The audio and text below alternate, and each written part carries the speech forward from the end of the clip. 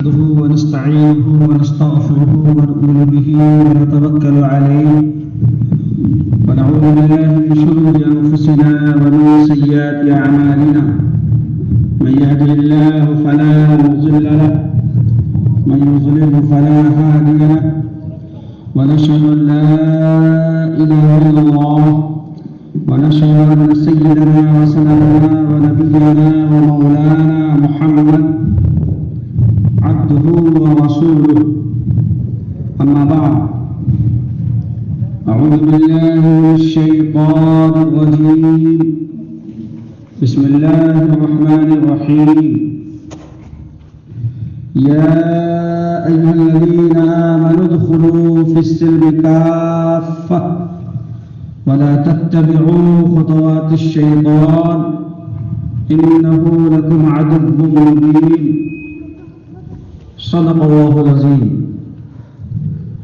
وقال النبي صلى الله عليه وسلم لا يؤمن أحدكم حتى يكون هواه تبعا لما جئت به. وقال النبي صلى الله عليه وسلم لا يؤمن أحدكم حتى أكون أحب إليه من والده وولده والناس أجمعين وكما قال النبي صلى الله عليه وسلم. ہم سب کے مخدوم و محترم مشہور و معروف عالم دین اور اس خطے کے لیے مجدد کی حیثیت رکھنے والی عظیم شخصیت حضرت مولانا معروف صاحب دامت برکاتہم العالیہ جو آج اس عظیم الشان اجلاس اصلاح معاشرہ کی صدارت فرما رہے ہیں، قابل احترام حضرات علماء کرام، بزرگان محترم، نوجوان دوستوں، عزیزوں اور پردہ نشین خواتین، آج کا یہ اجلاس اپنی نوعیت کے اعتبار سے منفرد ہے اور اس کی وجہ یہ ہے کہ مستند اور معتبر علماء کرام کی ایک مضبوط جماعت آپ کی آبادی میں الحمدللہ موجود ہے. آل انڈیا مسلم پرسنل بورڈ کی مضبوط نمائندگی بھی یہاں پہ ہے اور دارالعلوم پوکھرن وہاں کے بھی استاد حدیث تشریف فرما ہے اور نوجوان کے علماء کرام بھی تشریف فرما ہے. ہم سمجھتے ہیں کہ سندھ نگر کے لیے آج کی شام بہت ہی تاریخی ہے اور آج کی شب الحمدللہ آبزر سے لکھے جانے کے قابل ہے.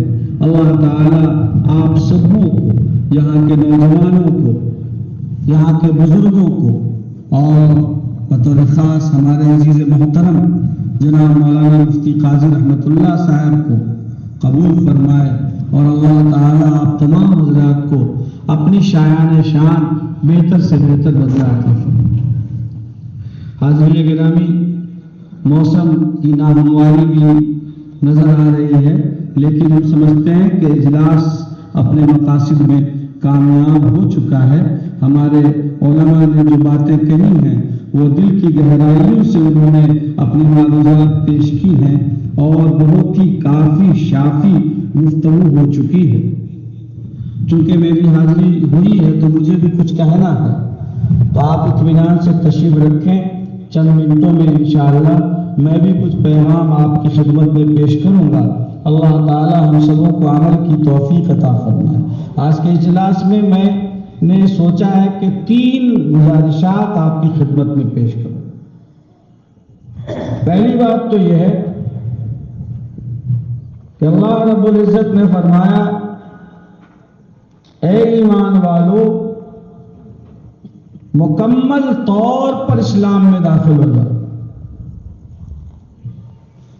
یہ خطاب صاحب ایمان کو ہے ایمان والو مکمل طور پر اسلام میں داخل ہو جاؤ. اس کا مطلب کیا ہے؟ اس کا مطلب یہ ہے کہ اگر ہمارے قول میں اور فعل میں، گفتار اور کردار میں فرق ہے، ہمارے عمل میں اور ہماری گفتگو میں فرق ہے، تو یہ اللہ کے یہاں قابل قبول نہیں ہے. اس لیے کہ یہ دوہری پالیسی ہے اور ڈبل رول، ڈبل کراس، یہ اللہ کو پسند نہیں ہے. مسلمان ہیں تو پختگی کے ساتھ عبادات میں بھی، معاملات میں بھی، معاشرت میں بھی، تجارت میں بھی، رفاقت میں بھی، تمام امور میں اسلامی کردار، اسلامی اطوار، اسلامی اقدار اور اسلامی عادات کا پابند ہونا پڑے گا. یہاں کچھ اور وہاں کچھ، مسجد میں کچھ، مسجد سے باہر کچھ، زبان پہ کچھ ہے، عمل کچھ ہے. دو رنگی چھوڑ دے، یک رنگ ہو جا، سراسر موم ہو یا سنگ ہو جا. آدھا کیٹر اور آدھا بٹے یہ چلنے والا نہیں ہے. مسلمانوں کو یہ دھندا پانی بند کرنا پڑے. اور جس دن مسلمانوں نے یہ طے کر لیا کہ ہمیں پختگی کے ساتھ ایک رخ پر ہو کر اسلامی تعلیمات کو اپنا لینا ہے، تو اسی دن ملک سے یہ تمام جھمیلے اور تمام تماشے جن کا ذکر قاضی تبریز صاحب نے کیا ہے خود بخود ختم ہو جائے.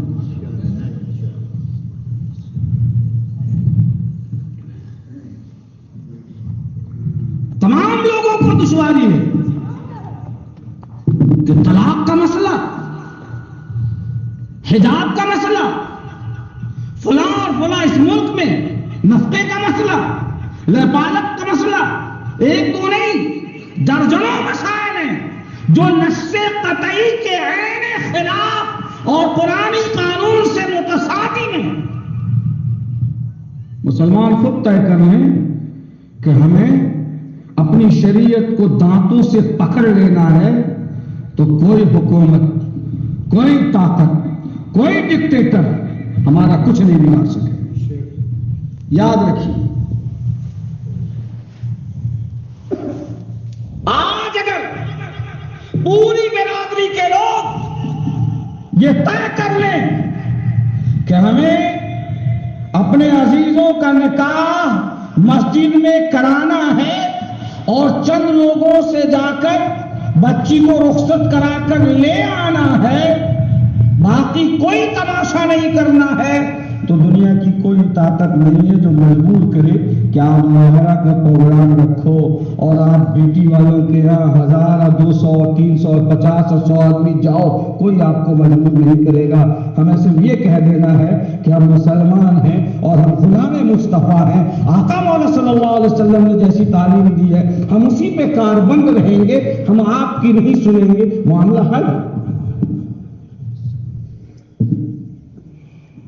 ہمیں تو سوچنا چاہیے کہ قرآن مقدس نے فرمایا یا ایھا الذین آمنوا اقیموا الصلاۃ وآتوا الزکاۃ.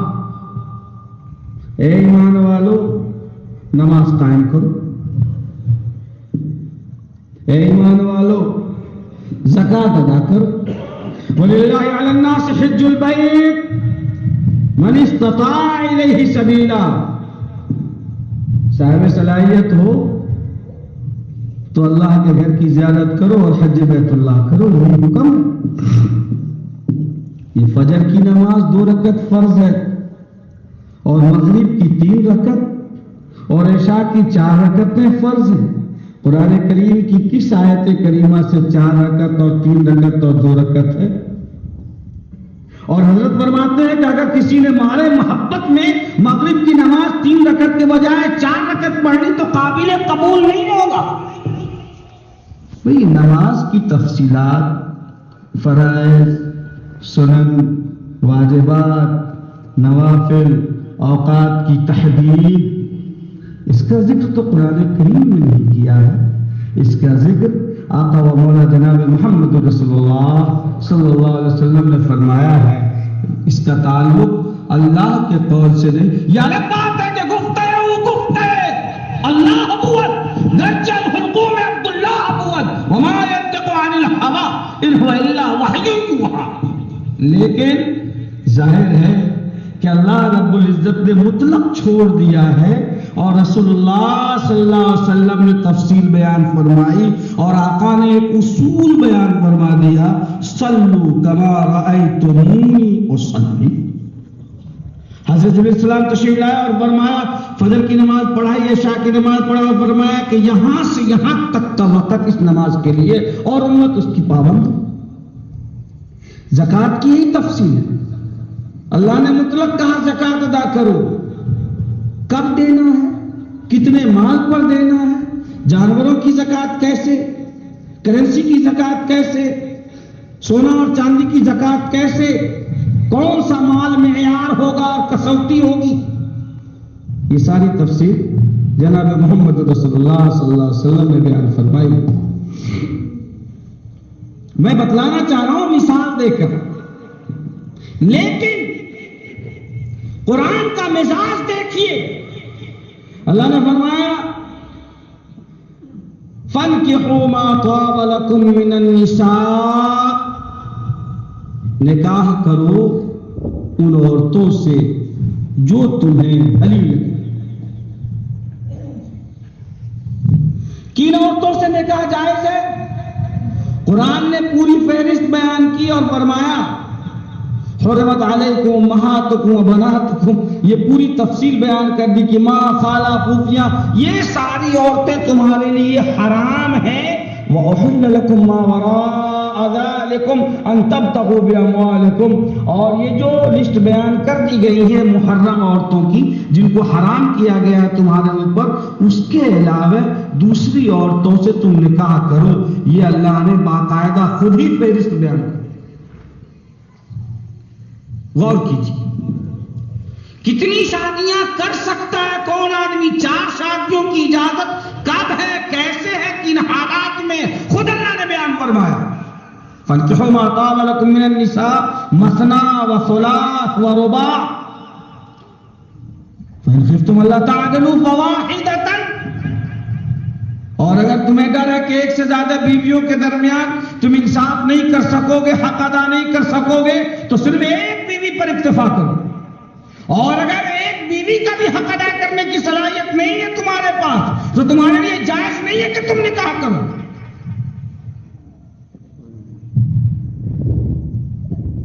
یہ ساری تفصیل قرآن نے بیان کی. نکاح ہوگا مہر کے ساتھ، ان تبتغوا باموالکم، مہر ادا کرنا ہے تمہیں. وَآتُوا النِّسَاءَ صَدُقَاتِهِنَّ نِحْلَةً.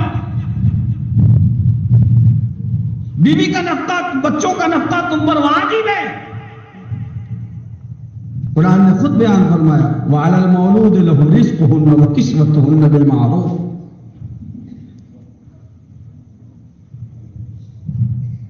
شوہر پر بھی بیوی کا حق ہے، بیوی پر بھی شوہر کا حق ہے. وَلَهُنَّ مِثْلُ الَّذِي عَلَيْهِنَّ بِالْمَعْرُوفِ.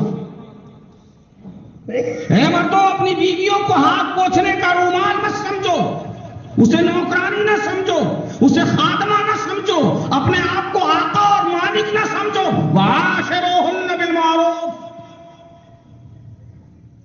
حسن معاشرت کے ساتھ زندگی بسر کرو.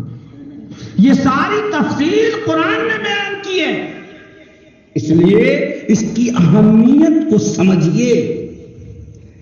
یہ معاملہ ہے، اسی لیے اسلام کا یہ نظریہ ہے کہ نکاح مقدس ترین عبادت ہے جو حالات کے بدلنے سے، زبان اور کلچر کے بدلنے سے، سیما اور سرحد کے بدلنے سے، برادری اور رنگ اور نسل کے بدلنے سے قانون نکاح نہیں بدل سکتا. اس لیے کہ یہ قانون نکاح کسی انسان کا بنایا ہوا قانون نہیں ہے، یہ خالق کائنات کا بنایا ہوا قانون ہے. نکاح چاہے حرمین شریفین میں کیا جائے یا آپ کے سندھی نگر میں کیا جائے، 1400 سال پہلے جناب محمد رسول اللہ صلی اللہ علیہ وسلم نے ہمیں دیا تھا.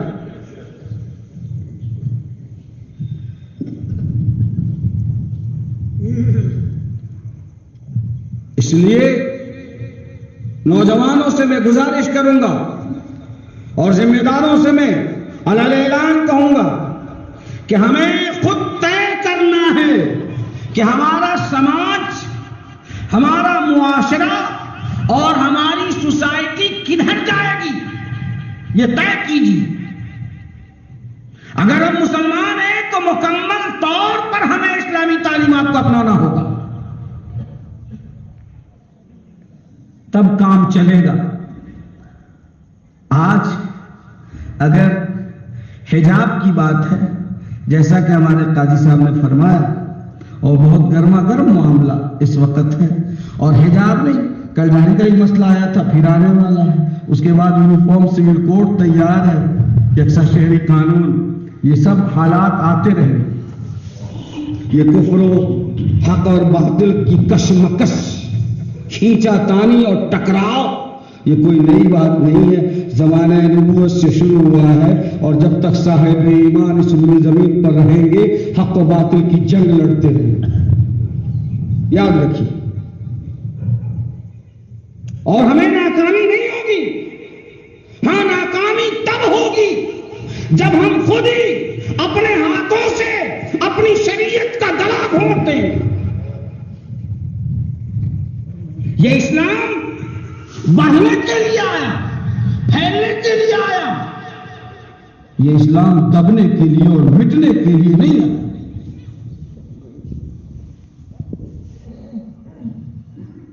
اور ہم اپنے ہاتھوں سے اپنی شریعت کا گلا گھونٹ رہے ہیں. ہمارے نبی صلی اللہ علیہ وسلم نے فرمایا، ان اعظم النکاح برکۃ ایسرہ مؤونہ، سب سے اچھی شادی اور سب سے بابرکت نکاح وہ ہے جس میں سب سے چھوٹا بجٹ بنے. ہمارے عزیزان، ہمارے نوجوان، ہمارے احباب، ہمارے گھر کی خواتین کہتی ہیں کہ نہیں، سب سے اچھی شادی وہ ہے جس میں موٹا بجٹ بنے. کیا ہے؟ کیا یہ ڈبل رول نہیں ہے؟ بولیے. اللہ کے رسول صلی اللہ علیہ وسلم فرماتے ہیں، اعلنوا بالنکاح وجعلوہ فی المساجد. اللہ کے رسول فرماتے ہیں، النکاح من سنتی، میری سنت ہے، یہ عبادت ہے جیسے سنت واجب فرض. اور نکاح بھی کبھی فرض ہوتا ہے، کبھی واجب، کبھی نفل، کبھی سنت. پوچھ لیے مفتیان سے، اب اس تفصیل کو بیان کرنے کے لیے یہ وقت میں گنجائش نہیں. یہ عبادت ہے. حضور فرما رہے ہیں کہ یہ میری سنت ہے. حضور فرما رہے ہیں کہ آسان کرو. حضور فرماتے ہیں، حضور نے یہ بھی فرمایا، ان اعظم النساء برکتن ایسرھا مؤونتن، کہ سب سے بابرکت خاتون وہ ہے جس کے نخرے کم ہوں، جس کے اخراجات کم ہوں، جن کی فہرستیں مطالبات کی کم ہوں. ان اعظم النساء برکتن ایسرھا مؤونتن.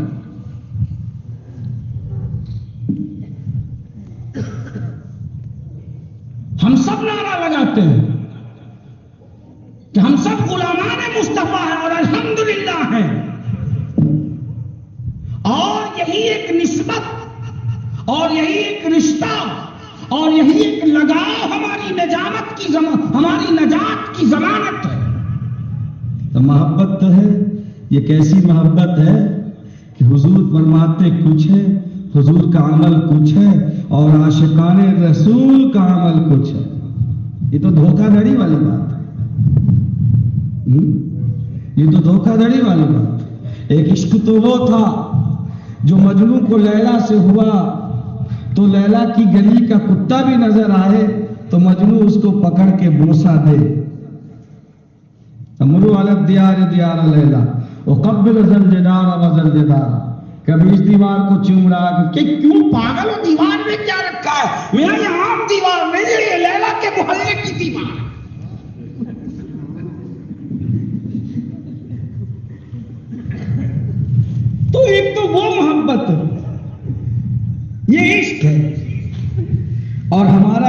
ایسا کہ رسول علیہ الصلوۃ والتسلیم اپنی صاحبزادیوں کا نکاح فرما رہے ہیں، اور ابھی قیصر نے بتایا، ہمارے مفتی السلام صاحب نے بتایا کہ کتنا سادہ نکاح حضور نے فرمایا کہ حضرت علی کی زرہ بچوائی اور مہر کی رقم ادا کروائی، اور تھوڑا سا گھر کا سامان جا کر کے کہا کہ بازار سے خرید کے لے آؤ، اور چونکہ آپ ہی اس کے کفیل بھی تھے حضرت کے اور آپ ہی گارجن تھے، تو ایک آدھ پانی پینے کا مٹکا، ایک آدھ چٹائی اور ایک تھوڑا موڑا گھر کا سامان رکھا، بھی پلیٹ دے دیا تو کھانا وانا کھانے کے لیے کیا ہے بولیے، کس میں کھاؤ؟ پلیٹ نہیں ہو برتن خریدے، کس پہ سو گے؟ چٹائی نے یہ حضور نے دیا، اور کیا دیا؟ ہمارا طریقہ کیا ہے؟ ہمارا طریقہ یہ ہے کہ نکاح کون کہتا کہ عبادت ہے؟ ارے میرا مولوی کو بارات کو آنے سے پہلے 1 گھنٹہ بٹھا دو، تو بیٹھا رہے یہاں پہ، اس لیے کہ بارات آئے تو 5 منٹ بھی ادھر ادھر نہیں ہونا، مولوی کو قید کیا۔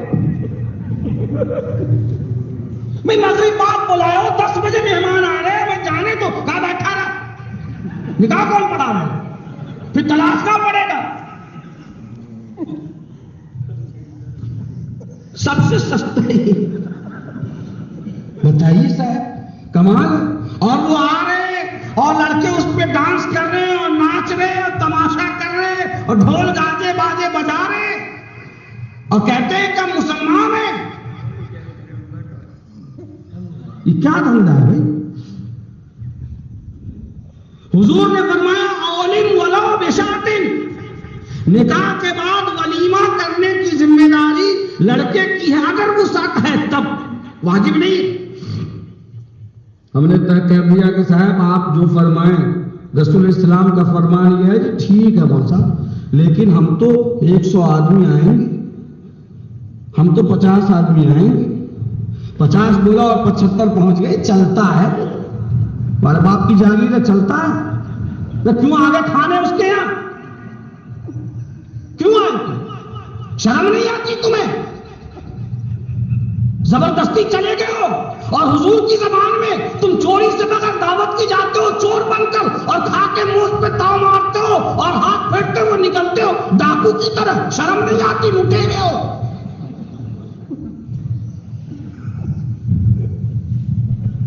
کیا ہے؟ اور کہتے ہیں کہ مسلمان ہے، یہ اسلامی معاشرہ ہے۔ آخر مومنانہ اور کافرانہ زندگی میں اور مومنانہ اور کافرانہ معاشرے میں فرق کیا ہے؟ کیا انفرادیت ہے دونوں میں، اور کیا وجہ امتیاز ہے؟ بتاؤ تو صحیح۔ ڈی جے وہ بھی بجائیں، ہم بھی بجائیں، بارات وہ بھی لے جائیں، ہم بھی لے جائیں، رسم و رواج وہ بھی کریں، ہم بھی کریں، وہ بیٹی والوں کو وہ بھی ستائیں، ہم بھی ستائیں، جس کے نبی صلی اللہ علیہ وسلم نے فرمایا ہے کہ جو بیٹی کا باپ ہوگا وہ میرے ساتھ جنت میں اس طرح سے جائے گا۔ فرمایا حضور نے جا یوم القیامت ہاکذا، بیٹی کا باپ میرے ساتھ ایسے ہوگا، اور حضور نے اپنی ان دونوں انگلیوں کو ملایا۔ ہمارے رسول نے فرمایا کہ بیٹی کا پیدا ہونا رحمت، بیٹی کا پیدا ہونا دخول جنت کا ذریعہ، اور ہم نے کہہ دیا کہ بیٹی کا پیدا ہونا زندگی کو جہنم بنانا ہے۔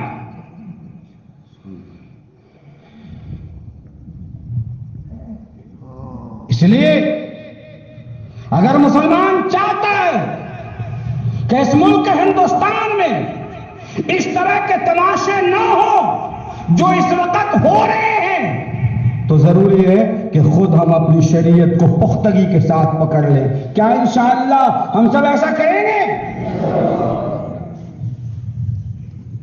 میرا کچھ نہیں ہوتا، یہ سب حرام۔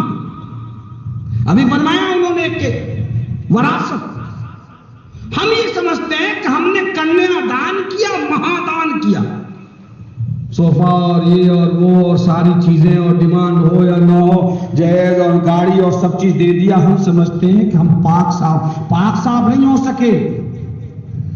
یہ رخصتانہ سے اور ان کو جہیز دینے سے بچیوں کا حق ختم نہیں ہوا۔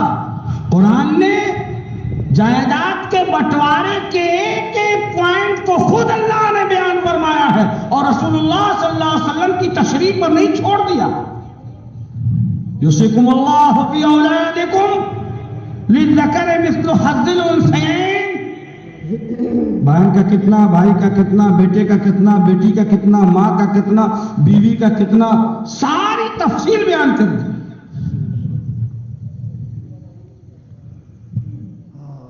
हमने हलाल रास्ता छोड़ दिया और हराम को पकड़ लिया। मुफ्तियान सब कह रहे हैं कि देखो, अभी फरमाया मुफ्ती सलाम साहब ने अलल ऐलान था कि बहन का हिस्सा नहीं दिया, भाइयों ने तकसीम कर लिया है, उसका हिस्सा शरअन और कानूनन बाकी है और आप नहीं देना चाह रहे और खा रहे हैं। सोच लो कि क्या खा रहे हो।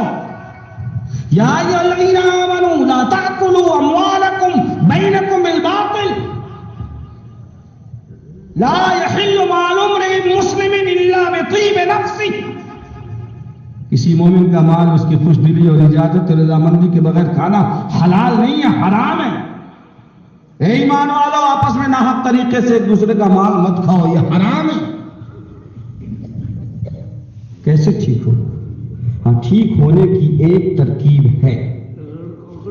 हमारे इस बिरादरी के सदर जनाब, क्या नाम, हाजी इब्राहिम साहब तशरीफ रखते हैं। मैंने इनकी बातों को सुना और तवज्जो से सुना। इन्होंने फरमाया कि आप मेरा साथ दें, हक को हक कहें, नाहक को नाहक कहें, और सब मुसलमान हैं। वहां से लेकर हम सब अल्हम्दुलिल्लाह साहिब ईमान हैं और सब गुलामान मुस्तफ़ा है, अल्हम्दुलिल्लाह।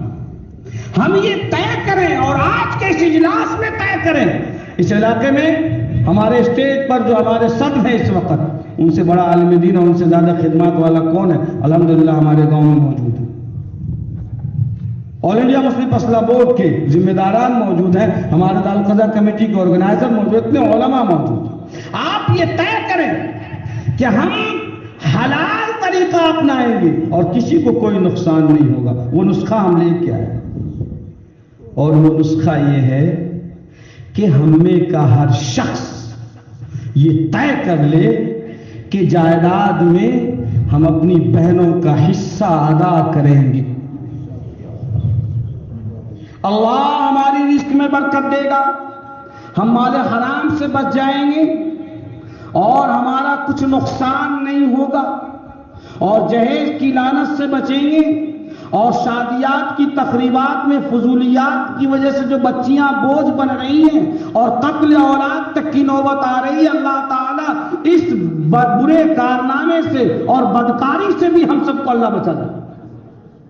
वो ऐसे कि निकाह मस्जिद में करें, सादे तरीके पर करें, बिल्कुल आसान, चाय पर निकाह, चंद लोग आएंगे, 4-5 लोग, और आम दिनों की तरह जैसे मेहमान आते हैं, बच्चियां रुखसत हो रही है, कोई मसला नहीं है। लेकिन जायदाद में उस बहन का जो हिस्सा बनेगा वो पाई पाई करके, इंच इंच, चाहे वो घर की जमीन हो या खेत खलियान की जमीन हो, शरई तौर पर हम नहीं दे रहे, इस पर एहसान नहीं कर रहे हैं, अल्लाह ने दिया है, हम कहां दे रहे? हम तो अपनी सफाई कर रहे हैं कि हम अपनी नस्ल को हराम से बचा दें। हमने अपनी बेटी को, बहन को दिया, अगर वो 5 एकड़ अपना हिस्सा सिमरी नगर से लेकर गई तो हमारे घर में जो बहू आ रही है और उसको भी उसके भाइयों ने उसका हिस्सा दे दिया, तो वो भी तो 5 एकड़ बिलाड़ा से लेके आ रही है। अरे बोलिए, हिसाब बराबर रहा नहीं रहा। उम्मूमन शादियां लोग अपने जोड़ में और अपने हिसाब से करते हैं। अगर वो 10 कट्ठा जमीन लेके जा रही है तो 12 कट्ठे 15 कट्ठे वो हमारे घर में भी बहू लेके आ रही है। कोई नुकसान हुआ? ईमानदारी के साथ बताइए। उनके घर वाले सब पाक साफ हो गए, नहीं हो गए? हमारा कोई नुकसान नहीं हुआ। ये वरासत और तक़सीम जायदाद का अमल हमारे मुआशरे को जहेज जैसी लानत से पाक कर सकता है और हमको गुनाहों से बचा सकता है और कानून खुदाबंदी पर पुख्ता तरीके पे अमल भी हो जाएगा। और आयत करीमा यूसिकुमुल्लाहु फी औलादिकुम लिज़्ज़करि मिस्लु हज़्ज़िल उन्सयैन पे पूरा अमल भी।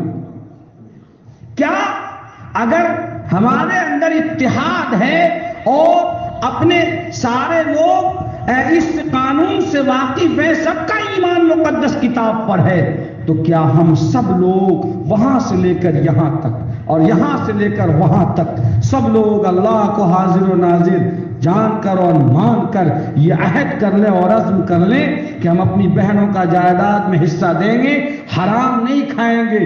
تو وہ بھی اپنی بہن کو دے رہا ہے، ہم بھی اپنی بہن بیٹی کو دے رہے ہیں، معاملہ برابر ہے، کسی پر کوئی بوجھ نہیں ہے، شادیات آسان ہے، اور رسول اللہ صلی اللہ علیہ وسلم کی سنت اور اللہ کے قانون پر پورا عمل ہو رہا ہے۔ کیا ایسا نہیں ہو سکتا ہے؟ ارے بولو، ارے زور سے بولیے۔ ہو سکتا ہے تو کیا ہم سب اللہ کے قانون کے سامنے نہیں جھکیں گے؟ ارے بولیے، جھکیں گے تو ہم سب ہاتھ اٹھا کر عزم کریں کہ انشاءاللہ اللہ کے اس حکم کو زندہ کریں گے، اور کوئی مشکل نہیں ہے۔ تو ہی ناداں چند کلیوں پر قناعت کر گیا، تو ہی ناداں چند کلیوں پر قناعت کر گیا، ورنہ گلشن میں علاج تنگ یہ داماں بھی ہے۔ غور کیجئے تو مسائل خود بخود حل ہوتے نظر آ جائیں۔ جہاں تک معاملہ طلاق، حجاب اور نقاب کا ہے، تو میں اس سلسلے میں صرف یہی بات کہہ سکتا ہوں کہ حق اور باطل کی کشمکش جاری ہے، اور دو محاذ ہیں، دو محاذ ہیں۔ ایک محاذ تو خارجی ہے، جس کا مقابلہ آل انڈیا مسلم فیصلہ بورڈ کے ذمہ داران ہمیشہ کرتے چلے آ رہے ہیں۔ حضرت مولانا منت اللہ رحمانی رحمۃ اللہ علیہ جو امارت شریعہ کے چوتھے امیر تھے، حضرت قاری طیب صاحب رحمۃ اللہ علیہ جو صدر تھے، حضرت علی میاں رحمۃ اللہ علیہ صدر، اور مولانا منت اللہ رحمانی رحمۃ اللہ علیہ جنرل سیکریٹری، حضرت مولانا مظاہر اسلام قاسمی قاضی شریعت بہار سے جھارکھنڈ، کون نہیں ان کے فقاہت اور ان کی عبقریت سے واقف ہے، وہ صدر تھے۔ اور حضرت مولانا نظام الدین صاحب رحمۃ اللہ علیہ امیر شریعت امارت شریعہ وہ جنرل سیکریٹری تھے شروع سے، اور حضرت مولانا ولی رحمانی صاحب رحمۃ اللہ علیہ جو ابھی ہمارے درمیان نہیں رہے پچھلے سال۔ تو سوال یہ ہے کہ ہمارے بزرگوں نے کبھی سمجھوتا نہیں کیا، قانون کی لڑائی قانون کے طریقے سے آئین ہند کے مطابق لڑتے رہے، اور ابھی بھی ہمارے بزرگان پختگی کے ساتھ خارج میں قانون کی لڑائی قانون کے طریقے سے لڑ رہے ہیں، اور قوم کو اور امت کو صبر اور ضبط کی تلقین کر رہے ہیں، اور یہ بتا رہے ہیں کہ ہم اس ملک کے کرایہ دار نہیں حقدار ہیں۔ اگر اس ملک کے سکھوں کو پگڑی کی اجازت ہے اور کڑا پہننے کی اجازت ہے تو مسلمانوں کو بھی داڑھی اور ٹوپی رکھنے کی اجازت ہوگی۔ اگر یہاں کی سنسکرتی کا حصہ گھونگھٹ ہے تو مسلمانوں کی سنسکرتی کا حصہ بھی حجاب اور نقاب ہے اور رہے گا۔ ہم کسی بھی صورتحال میں اپنے شریعت سے اور اپنے تشخص سے اسلامی آئین سے سمجھوتا کرنے والے نہیں ہیں۔ ہم ملک کے آئین کے ساتھ اور آئین میں دیے گئے دفعہ نمبر 19 کے تحت اور دفعہ نمبر 25 کے تحت اور دفعہ نمبر 29 کے تحت جو یہاں کے شہریوں کو بنیادی حقوق دیے گئے ہیں، فنڈامنٹل رائٹس دیے گئے ہیں، ہم اس حقوق کی روشنی میں آئین ہند کی روشنی میں اپنا حق لینے کے لیے ہمیشہ سے بیدار رہے ہیں اور اس سے دستبردار نہیں ہو سکتے۔ اور ہمیشہ ہم کہتے چلے آ رہے ہیں کہ ہم نے ہر دور میں ناموں سے شریعت کے لیے وقت کی تند ہواؤں سے بغاوت کی ہے۔ یہ کام اپنی جگہ ہو رہا ہے، صرف مسلم فیصلہ بورڈ یہ چاہتا ہے، اور یہ جو بوریا نشی علماء ہے کہ نہ پوچھ ان خرقہ پوشوں کی ارادت ہو تو دیکھ ان کو یدے بیضا لیے بیٹھے ہیں اپنے آستینوں میں۔ ہم تو صرف یہ چاہتے ہیں کہ آپ کی آواز علماء کی آواز کے پیچھے رہے اور علماء کی قیادت کو آپ تسلیم کریں اور ان کی مقتدر شخصیت ہونے کا آپ اعلان کریں. یہ علماء حق ہیں جو رسول اللہ صلی اللہ علیہ وسلم کے طریقے سے بال کے برابر بھی سمجھوتا کرنے کو آج بھی تیار نہیں ہیں اور قیامت تک علماء حق کا یہی سیوا رہے گا انشاءاللہ. آپ ان کی آواز میں آواز ملاؤ اور ان کی قیادت کو تسلیم کرو. یہ کہیں جب شریعت کے لیے اٹھو تو اٹھو، جب کہیں رکو تو رکو، جب کہیں بیٹھو تو بیٹھو. یہ کردار اور یہ مزاج قوم کو بنانا ہوگا انشاءاللہ. بنا رہے انشاءاللہ، یہ مزاج بنائیں. لیکن ایک دوسرا محاذ ہے جس کے ذمہ دار ہم خود ہیں. جیسا کہ میں نے ابھی پہلی بات جو پیش کی ہے اس کے ذیل میں کہا ہے کہ حجاب پر قانونی جنگ جاری ہے اور وہ ہائی کورٹ میں اور سپریم کورٹ تک دستک دے دیا گیا ہے اور انشاءاللہ اللہ کے ہاں ہم سب بری رہیں گے کہ ہم نے وہ قانونی لڑائی لڑی ہے. سمجھ رہے ہیں؟ لیکن ایک دوسرا محاذ ہے جو ہمارا داخلی محاذ ہے، جہاں جنگ ہمیں خود اپنے آپ سے لڑنی ہے اور اپنے خاندان سے لڑنی ہے اور اپنے سماج اور سوسائٹی سے لڑنی ہے. اس جنگ کا کیا حال ہے بتائیے؟ جب ہمارے گاؤں کی بچیاں اپنے سندھی نگر سے موبائل کان میں لگا کر جودھ پور تک بات کرتی جاتی ہیں، کیا سمجھ میں آتا آپ کو کون سی کمپنی ڈیل کر رہی ہے؟ وہ کون سا ایکسپورٹ اور امپورٹ کا کاروبار چل رہا ہے جو گھنٹوں موبائل پہ بزی ہے؟ غور کیجئے، سمجھیے اس بات کو. یہ طوفان بدتمیزی ہے جس نے ہماری دیواروں کو ہلا کر رکھ دیا ہے. بتائیے. اور مولانا قلت وقت کی وجہ سے نہیں بتا سکے، ورنہ ان کو یہ بھی بتانا چاہیے کہ ہائی کورٹ میں جو بحث ہو رہی ہے اس میں تمام بحثوں کے ساتھ ایک مضبوط پوائنٹ یہ بھی ہے کہ اگر یہ اسلام کا لازمی حصہ ہوتا تو اسکول اور کالجوں میں اور مارکیٹوں میں گھومنے والی 2/3 سے زیادہ مسلم لڑکیاں وہ ایسے ہی عریانیت کے ساتھ جاتی ہیں بغیر حجاب اور نقاب کے. خالی یہ 1/3 اور 1/3 بچیاں یہ حجاب کے ساتھ جاتی ہیں. اگر لازمی حصہ ہوتا تو وہ بھی تو مسلمان ہیں، وہ کیوں نہیں جا رہی ہیں اس کے ساتھ؟ پتہ چلا کہ یہ لازمی نہیں ہے، یہ آپشنل ہے. یہ حصہ ہے بحث کا. آپ لوگوں نے پڑھا ہوگا اخبارات میں جو بحثیں آئی. کیا کہیں گے آپ؟ وہ سامنے والا آدمی آپ کی طرح مفتی قاضی نہیں ہے جو سمجھ جائے گا کہ اس کا ذاتی عمل ہے، گنہگار وہ ہوگا. قانون کو توڑنے سے قانون نہیں بدل جاتا. یہ سب تقریریں آپ کے لیے ہیں، ہمارے مخالف کے لیے اور ہمارے عدو کے لیے یہ باتیں بے معنی ہیں. وہ تو یہی کہیں گے کہ صاحب 900 اور 1000 میں 900 800 بچیاں بغیر حجاب کے ہیں اور یہ آپ 100 بچیاں حجاب کے. ایسا کیوں ہے؟ اس لیے کہ ماڈل مسلمان بننے کے چکر میں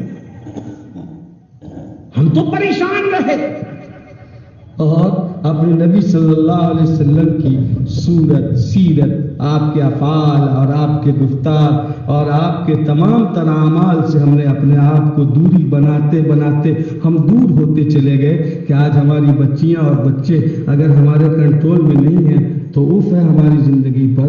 اور ماتم کیجیے اپنے معاشرے پر، اس کے ذمہ دار ہم خود ہیں. کسی گورنمنٹ نے ہم کو یہ نہیں کہا کہ اپنی بچیوں کی تربیت نہ مت کرو. کسی حکومت نے، مودی جی کی گورنمنٹ نے ہمیں یہ نہیں کہا، بی جے پی کی گورنمنٹ نے، کہ آپ جو ہے اپنی بچیوں کا حجاب اتار دیجیے. اگر ہماری بچیاں 100% حجاب لگانے والی بن جائیں تو کوئی کچھ نہیں نقصان پہنچا سکے گا. انشاءاللہ خود بخود یہ طوفان تھم جائے گا، لیکن تب تھمے گا جب ہم خود اپنے اس عمل کو مضبوطی کے ساتھ اپنے ہاتھوں میں لیں. اس لیے میں مفتی عبدالسلام صاحب نے جو باتیں کہی ہیں میں اس کی بھرپور تائید کرتا ہوں اور یہ فکری بات ہے اور یہ ایک فکری بات ہے. اس پر ہم لوگ عمل کریں. یہ داخلی جنگ ہے. اگر ہم نے اس پر قابو پا لیا تو ہمارا مسئلہ انشاءاللہ حل ہو جائے گا. میں سمجھتا ہوں کہ ان امور کے لیے جب آپ لوگوں کی نشست ہوگی آئندہ تو ضرور سب لوگوں نے وعدہ کیا ہے نکاح کے تعلق سے اور حجاب کے تعلق سے اور قیادت کو تسلیم کرنے کے تعلق سے اس اجلاس کا حوالہ دیتے ہوئے انشاءاللہ ایک بھی صاحب ایمان کوئی پیچھے نہیں رہے گا۔ حاجی صاحب باتوں کو غور کر رہے ہیں آپ، ایک دم نوٹ کیجیے۔ اور تیسری بات میں یوں عرض کر رہا ہوں کہ یہ جو آبادی ہے اور پیپار کی آبادی اور اس کے علاقے میں جو قرب دوار میں غلامان مصطفیٰ کی آبادی ہے، آپ بتا دیجئے کہ الحمدللہ مدارس اور علماء کی محنت سے اللہ نے یہ فضل فرمایا کہ آج سے 50 سال پہلے جنازہ پڑھانے والا بہت مشکل سے ملتا تھا اور انتظار کرنا پڑتا تھا کہ کوئی جنازہ پڑھانے والا فلاں گاؤں میں ہے، فلاں جگہ ہے، بازار گیا ہوا ہے، اس کو آنے دیجیے تب جنازہ کی نماز ہوگی۔ اللہ کا فضل و کرم ہے، علماء کی محنت سے، ان بوریہ نشیر فقیروں کی محنت سے الحمدللہ اتنی بات تو ضرور ہوئی کہ آج ہر گھر میں ایک گھر میں حفاظ اور علماء ہیں اور مساجد، اور الحمدللہ جیسا کہ مفتی صاحب نے فرمایا کہ بڑی بیداری آئی ہے 50 سالوں میں، یہ علماء نے کام کیا اور انشاءاللہ یہ دن بدن روز افزوں کرتے رہیں گے۔ ہم اپنے کام پہ مطمئن نہیں ہیں، ہمارا یہ احساس ہے کہ ہمارا کام اس حد تک نہیں ہو سکا جس حد تک ہمیں کرنا تھا، اس لیے تو ہم لوگ چاہتے ہیں کہ اس نظام کو وسعت لایا جائے اور شرعی نظام بھی قائم ہو اور دارالقضاء کا نظام بھی قائم ہو کہ مسلمان اپنے طلاق، نکاح، جائیداد کے بنٹوارے اور ہر طرح کے چھوٹے اور بڑے جھگڑوں کو قرآن کے مطابق دارالقضاء میں جا کر اللہ اور اس کے رسول کے قانون کے مطابق حل کریں۔ بڑھ رہے ہیں لوگ اور اللہ کرے کہ اس پورے خطے میں دارالقضاء کا نظام قائم ہو جائے اور قاضی شریعت اللہ کے قانون کے مطابق مسلمانوں کی رہنمائی فرمائے۔ لیکن ایک اور رخ ہے کہ جب تک اس ملک کی ان بڑی کرسیوں پر ہمارا آدمی جا کر نہیں بیٹھے گا تب تک ہماری قوم کو انصاف اور اس کا حق بہت مشکل سے مل سکے گا یا نہیں مل سکے۔ اب اس پوری آبادی میں ایک MBBS ڈاکٹر، 4-5 اسکول کے ٹیچرز، کم و بیش کوئی ایجوکیشن نہیں، کوئی ایسا آدمی ہمارا اس کی پوسٹ پہ نہیں ہے۔ کیوں؟ کیا مسلمان صرف غلامی کے لیے پیدا ہوا ہے؟ مسلمان صرف بکریاں چرانے کے لیے اور ہل جوتنے کے لیے پیدا ہوا ہے؟ مسلمان کیا عزت و آبرو کے لیے کٹورا لے کر بھیک مانگنے کے لیے پیدا ہوا ہے؟ مسلمان کیا اس نیتا اور اس نیتا کا جوتا اٹھانے کے لیے پیدا ہوا ہے؟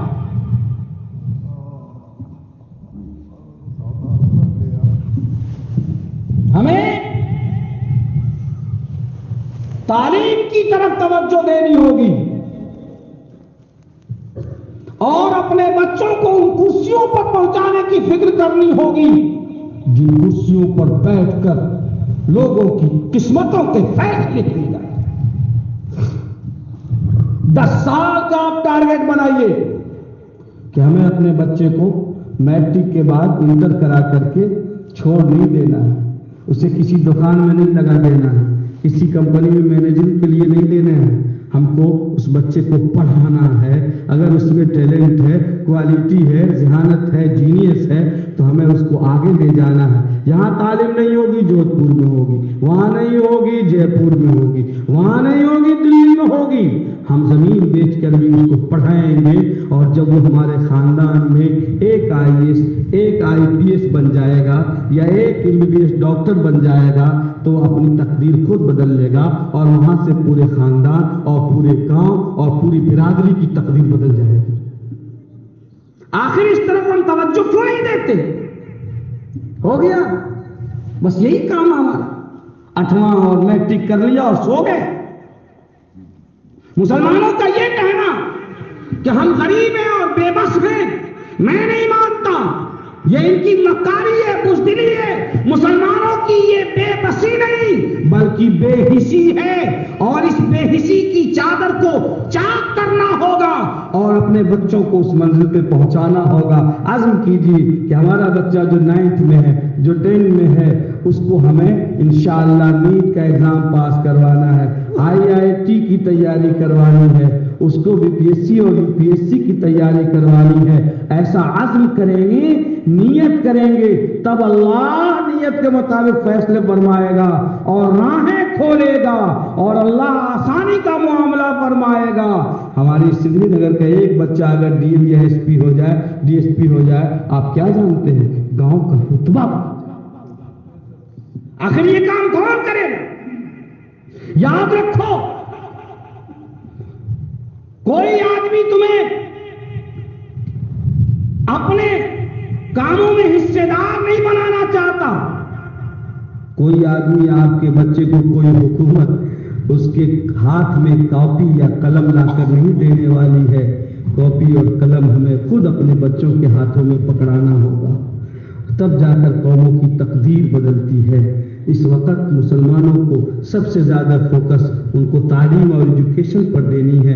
صرف اس بات کا خیال رکھنا ہے کہ بنیادی طور پر وہ مسلمان رہے، کلمہ یاد رہے، قرآن مقدس وہ ضرور پڑھے، عقائد سے واقف ہو۔ باقی اس کو ڈاکٹر بھی بننا ہے، انجینئر بھی بننا ہے، IAS اور IPS بھی بننا ہے، اس کو آگے جانا ہے۔ بچوں کو بھی اور بچیوں کو بھی شرعی حجاب نقاب کے ساتھ آگے جانا ہے۔ ابھی جس بچی نے پوری دنیا میں تہلکہ مچایا وہ بھی ایک معمولی گھرانے کی بیٹی ہے، لیکن اگر دل میں ایمان زندہ ہے تو حجاب کا اس نے اعلان کر کے حضرت حفصہ رضی اللہ تعالی عنہ اور امہات المومنین کی یاد تازہ کر دی ہے، اور اس نے یہ ثابت کر دیا ہے کہ یہ حجاب، یہ نقاب، یہ دوپٹہ یہ معمولی کپڑے کا ٹکڑا نہیں ہے، یہ فاطمہ الزہرا کی وہ چادر ہے جس چادر کو رسول اللہ صلی اللہ علیہ وسلم نے پوری امت کی ماں اور بیٹیوں کو سروں پہ تان دیا اور فرمایا کہ جب تک اس چادر عفت کی حفاظت کرو گی اللہ تمہاری عصمت کی اس نے ثابت کیا۔ تو اس طریقے سے ہماری بچیاں بھی آگے جا سکتی ہیں۔ اور میرے دوستو، کوئی چیز مشکل نہیں ہے، بالکل آسان ہے، ایزی ہے۔ ہماری تاریخ رہی ہے کہ سب سے آگے ہم رہے ہیں۔ ہمیں اللہ نے قیادت کے لیے، سیادت کے لیے، حکمرانی کے لیے، اللہ نے نظام عدل کو قائم کرنے کے لیے اور زمین پر بسنے والے ایک ایک انسان، چاہے وہ کسی بھی دھرم، کسی بھی ذات، کسی بھی برادری سے تعلق رکھتا ہو، انسانیت کے ناطے اس کا صحیح حق، مانوتا کے ناطے اس کا صحیح حق دینے کے لیے اللہ نے اس امت کو برپا کیا ہے۔ اس لیے محنت کر کے ان مقام پر پہنچنا ہوگا جہاں سے ہم مانوتا کی پوری حفاظت کر سکیں۔ اور آپ بالکل ہی فکر نہ کریں، جب کیڑے مکوڑے کھانے والے لوگ ان عظیم کرسیوں پر پہنچ سکتے ہیں، سماج میں بہت پچھلے طبقے میں رہنے والے لوگ ان جگہوں پر پہنچ سکتے ہیں، تو اگر محنت کریں تو کیا غلامان مصطفیٰ کے بچے ان جگہوں پہ نہیں پہنچ سکتے؟ یاد رکھیے، گورنمنٹ کسی کی بھی ہو، میرٹ کو دبانا آسان نہیں ہے۔ حکومت کوئی بھی ہو، میرٹ کو دبانا آسان نہیں ہے۔ اگر کوالٹی رہے گی، اگر واقعی کوالٹی رہے گی، اگر ہمارا آدمی ایکسلنس ہے تو اس کو کوئی نہیں دبا سکتا، اس کو کوئی نہیں مٹا سکتا، وہ آگے بڑھے گا۔ اس لیے ہمیں ان تعلیم کے ساتھ ساتھ جو اعلیٰ تعلیم ہے اور کمپٹیٹیو تعلیم ہے، جو کمپٹیشن والی تعلیم، یہ کمپٹیشن کا دور ہے، یہ کمپٹیشن کا دور ہے، اس تعلیم میں ہمیں آگے بڑھنا ہے۔ اور جن لوگوں کے بچے ابھی 9th یا 10th کلاس میں ہیں یا وہ انٹر پاس ہیں، اگر بچے ٹھیک ٹھاک ہیں تو آج ہی وہ پختہ ارادہ کریں اور قسم کھا کر اٹھیں کہ ہم خون بیچ دیں گے لیکن اپنے بچوں کے تعلیمی سفر کو کبھی نہیں روکیں گے انشاءاللہ۔ اللہ تعالی ہم لوگوں کو عمل کی توفیق عطا فرمائے۔ اب اس سے زیادہ میرے خیال سے وقت میں گنجائش نہیں ہے۔ جہاں تک مسئلہ طلاق کا اور فلاں کا ہے، اس کے لیے کبھی اور اللہ نے موقع عطا فرمایا تو باقی علماء کرام سے میں گزارش کروں گا کہ واقعتاً شریعت میں طلاق کب اور کیسے، ان چیزوں کو بھی ممبر و محراب سے شیئر کرنا چاہیے تاکہ لوگوں کو معلوم ہو طلاق کا اسٹیج کیا ہے، کیسے طلاق دینا ہے، شرعی طریقہ کیا ہے، طلاق شریعت میں کب ہے اور کیسے ہے، ان چیزوں کو واضح کرنا یہ علماء اور ائمہ کی ذمہ داری ہے۔ میں گزارش کروں گا اپنے احباب سے کہ جمعہ کے خطاب میں ضرور مطالعہ کر کے مفتیان سے رائے کر کے وہ اسٹیج سے ممبر و محراب سے شیئر کریں تاکہ عوام اس سے باخبر ہو اور ان کے دلوں میں جو کچھ بھی کمی ہو وہ دور ہو سکے۔ اللہ ہم سب کی حاضری کو قبول فرمائے۔ خدا تجھے کسی طوفان سے آشنا کر دے، خدا تجھے کسی طوفان سے آشنا کر دے کہ تیرے بحر کے موجوں میں اضطراب نہیں۔ وآخر دعوانا الحمدللہ رب العالمین۔ Thanks for watching. Don't forget to like, comment, share and subscribe to Al Wahid channel.